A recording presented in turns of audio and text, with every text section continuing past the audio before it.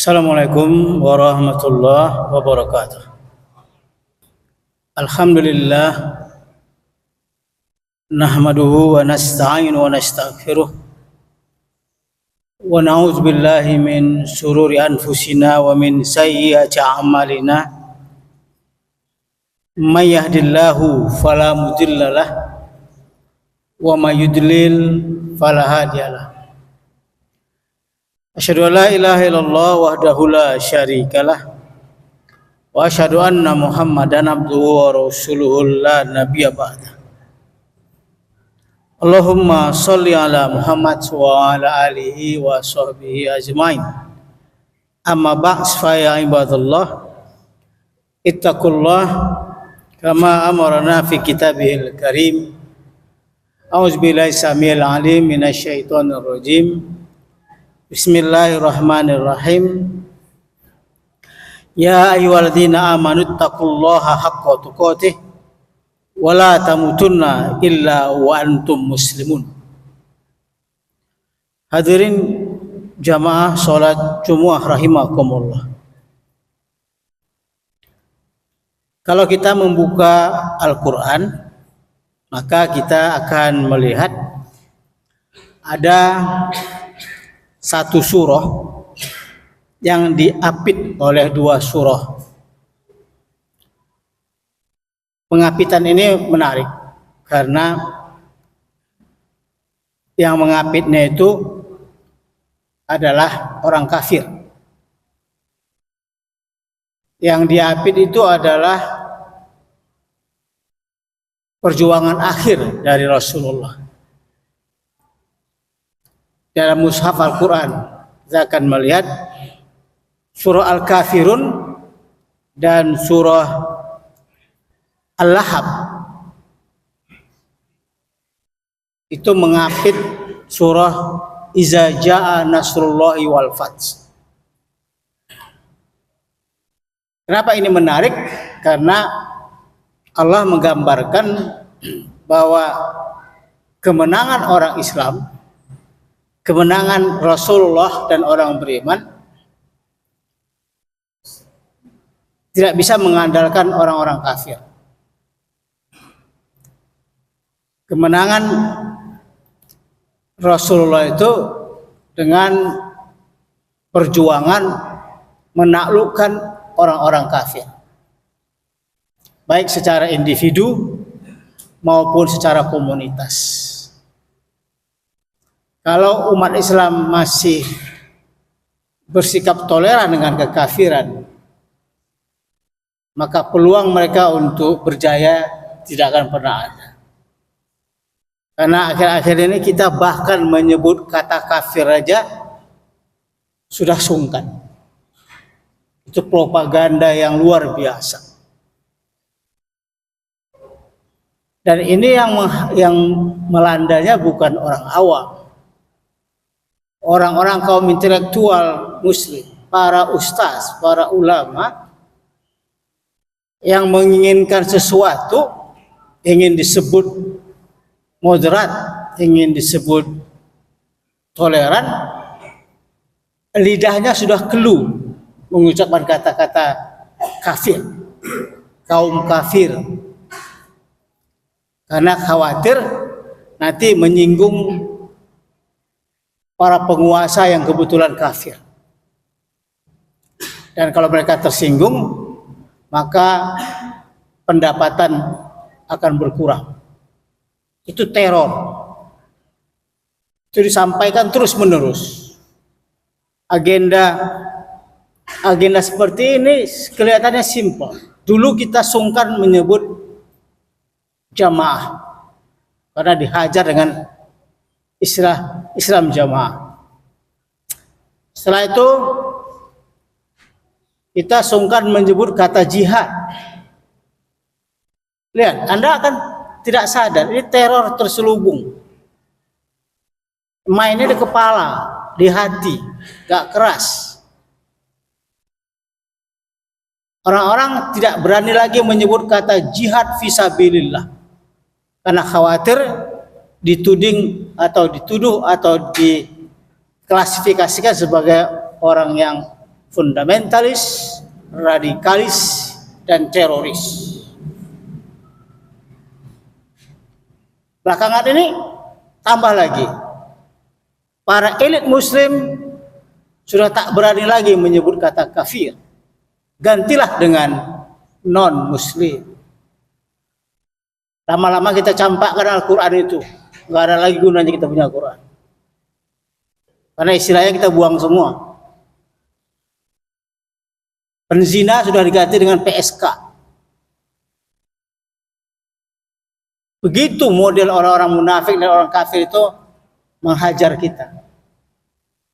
Pelan, tapi pasti. Ya, kita tidak suka dengar ceramah seperti itu.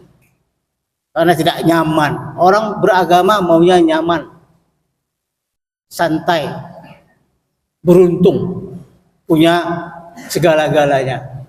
Bahkan kalau perlu dengan menjual prinsip agamanya.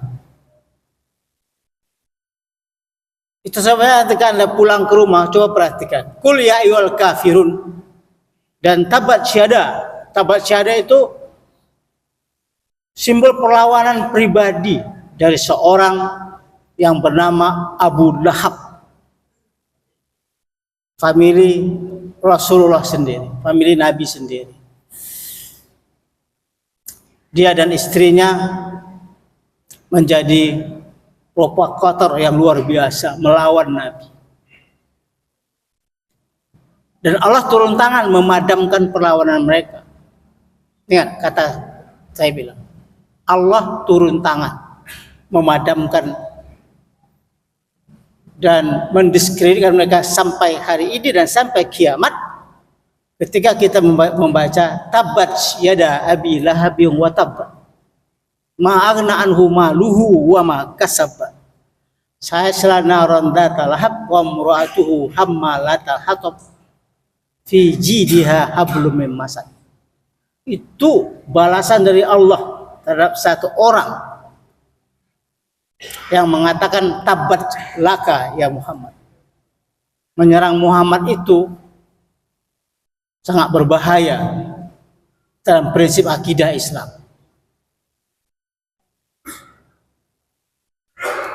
Di atasnya kita akan ketemu dengan surah Qul ya ayyuhal kafirun. Nggak main-main, Allah nggak bilang apa-apa. Allah bilang, bilang wahai Muhammad sama orang kafir-kafir itu. Nggak bisa ganti itu istilah. Orang sudah kafir tersinggung kok Anda pula yang cuak. Kafir ya kafir lah, kenapa rupanya? Karena kita sebagai orang beriman juga wajib kafir. Kenapa? Jadi iman dan kafir itu ada dalam diri kita. Wa may yakfur bit-taghut wa yu'min billah. Itu bahasa Al-Qur'an. Siapa yang kafir terhadap taghut dan beriman kepada Allah. Di dalam diri kita ini harus ada kekafiran tapi terhadap taghut. Siapa taghut itu? Selain Allah. Wa yu'min billah dan beriman kepada Allah. Jadi Anda nggak bisa beriman kepada Allah, simpati kepada tauhid. Itu Anda munafik namanya. Nah itu banyak orang sekarang kayak gitu.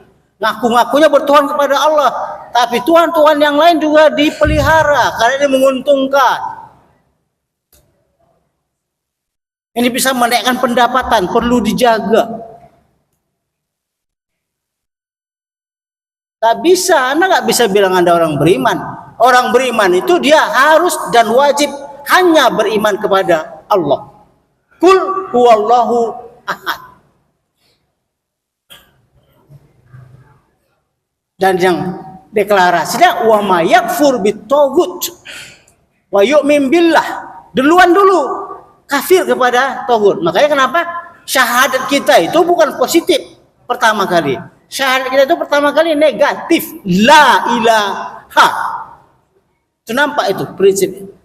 Jadi kita nggak bisa jadi orang yang akomodatif, akomodir terhadap semua masalah. Urusan Tuhan, no, there is no God, but Allah. Bukan beriman dulu kepada Allah baru kafir dengan togut, tidak. Harus kamu kafir dulu dengan togut. Togut itu siapa? Semua hal selain Allah. Uang kertas merah, para penguasa yang zolim, setan, iblis, itu Anda harus ingkari, Anda harus melawan orang itu. Wa may yakfur bit-togut. Baru kemudian wa yu'min billah faqad istamsaka bil urwatil wusqa lam fisama laha. Itu Al-Qur'an, bukan khatib yang ngomong. Dan jangan disembunyikan. Karena itulah Allah bilang, "Qul ya ayyuhal kafirun la a'budu ma ta'budun." La semua itu la. La itu artinya tidak. Makanya la ilaha. Tidak ada Tuhan illallah kecuali Allah. Itu akidah. Menariknya di situ ayat-ayat Allah ini. Negatif. Orang sekarang kalau kita berpandangan negatif pasti dibilang macam-macam. Dibilang orangnya beginilah begitulah, sehingga orang sekarang mengkritik aja takut. Al-Quran itu kerjanya mengkritik aja. Jadi kalau orang tidak suka mengkritik, tidak suka mendengar kritik, berarti dia pemalas, tidak pernah baca Quran. Yang berapa lama Anda, berapa sering Anda baca terjemahan Al-Quran? Tanya diri sendirilah, malu apa tidak? Membaca terjemahan Al-Quran itu penting, sama pentingnya dengan membaca Al-Quran itu sendiri. Supaya bisa mengambil hidayah. Jadi ada dua lawan. Orang yang kafir yang secara individualistik melawan Islam, dan ada geng, grup, kelompok, elit yang Allah sebut di Quran Ta'ifah, segelintir elit. Ini yang sangat berbahaya. Mereka nggak banyak-banyak, cukup 2, 3 orang, 5 orang, 10 orang. Kalau di Yahudi kita kenal itu dengan istilah Freemasonry. Ada Israel, ada Yahudi, ada Freemason, ada Zionis. Nah, ini elitnya ini. Nggak banyak jumlahnya, tapi uangnya nggak terhitung. Makanya mereka hanya kalau mereka mau siapa presiden sebuah negara, mereka turun tangan, kelar masalah. Tabur aja uang. Siapa yang tak suka uang, kata orang.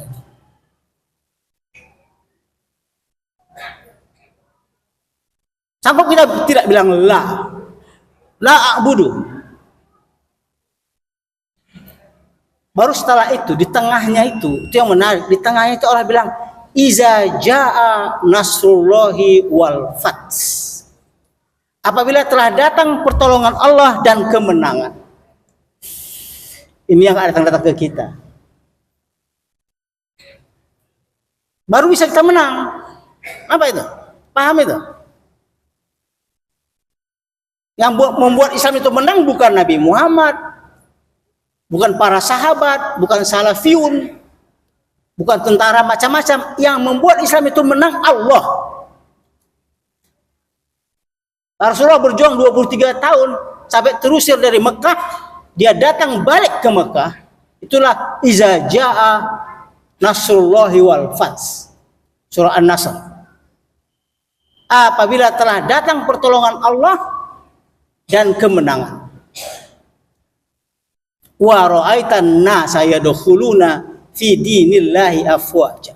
Maka engkau saksikanlah Muhammad, semua orang itu berbondong-bondong masuk ke dalam Islam.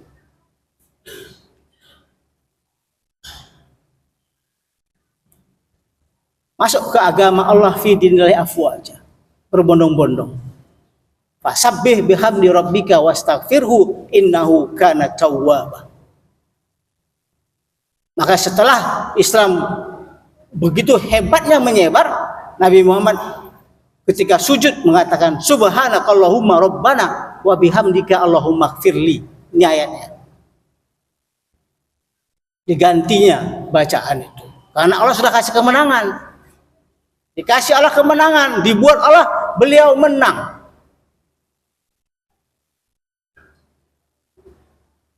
Karena orang-orang kafir Mekah juga bilang tidak usah dilawan itu Muhammad. Kita tunggu aja. Kalau dia masuk dan dia menang, maka pastilah dia nabi baru. Jadi mereka menunggu sampai Nabi Muhammad menaklukkan Mekah, baru mereka mengakui Muhammad itu Rasulullah. Dari sisi Nabi Muhammad, perjuangan itu saudara-saudara, mulai dari umur 40 tahun sampai umur 63 tahun. Umur 63 tahun, karena kata Ibnu Abbas, surah ini adalah surah ajalnya Nabi. Turun surah ini, tak lama kemudian Rasulullah meninggal dunia. Nabi Muhammad meninggal dunia. Itu Ibnu Abbas dalam tafsirnya. Nah, kita menyaksikan kemenangan itu luar biasa.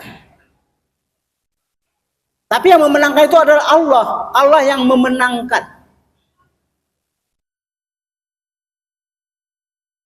Artinya apa? Kalau kita ingin Allah turun tangan, ini yang paling susah. Berharap Allah mau turun tangan membantu umat Islam dengan kemenangan. Kemenangan terhadap orang kafir dan terhadap orang munafik itu lebih besar lagi kerjanya, lebih sukar lagi. Itu Allah yang bisa bantu. Tapi konsekuensinya adalah Allah baru akan turunkan bantuan kalau Anda punya sikap yang jelas terhadap kekafiran itu. Ini yang tak kita punyai. Kita lebih toleran, lebih ramah kepada kekafiran daripada kebenaran. Allah sebut karakternya pengikut Nabi Muhammad itu adalah Muhammadun Rasulullah walladzina ma'ahu asyidda'u 'alal kuffar ruhama'u bainahum. Itu karakter walladzina ma'ahu. Orang yang bersama dengan Muhammad Rasulullah itu adalah orang yang bersikap afirmatif terhadap kekafiran. Precisely. No. Yes. Gak ada toleransinya. Gak ada main mingle-minggelan. Gak ada sebentar kesana sebentar kemari. Gak ada jaga-jaga kuil, jaga gereja. Kalau kelakuan ente masih kayak gitu, terus berharap turun bantuan Allah dan kemenangan, kapan? Ya gak ada lah. Mimpi lah itu. Dan kalau Anda kalah terus, ya gak usah heran. Karena itu janji Allah. Janji Allah seperti Nabi Muhammad Rasulullah dan para pengikutnya yang asyidda'u 'alal kuffar ruhama'u bainahum. Jangan terbalik. Sama orang Islam ngototnya minta ampun. Kafir-kafiran. Hanya urusan musik aja ancur-ancuran, berantem. Sama orang kafir nyali kecil. Itu yang mau sukses. Yang mana bisa? Nggak akan turun pertolongan Allah. Pertolongan Allah hanya akan bisa kalau kau tuh hebat. Orang kafir segan nengok kamu. Yang khutbah kita kali ini, Pak Tabiru ya ulil albab, barakallahu li wa lakum fil Qur'anil azim wa nafa'ani wa iyyakum bima fihi minal ayati wal hakim. Aqulu qawli hadza fastaghfiruh innahu huwal ghafurur rahim.